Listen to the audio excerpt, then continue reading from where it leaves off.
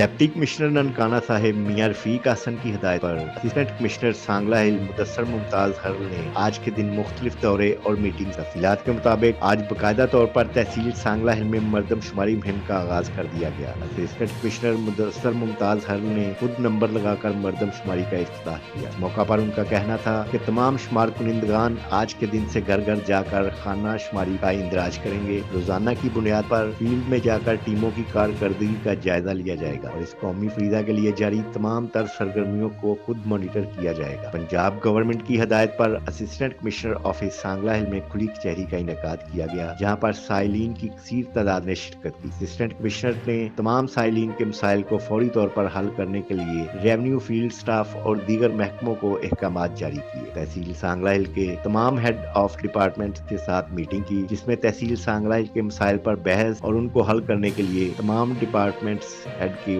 ہدایات جاری کی۔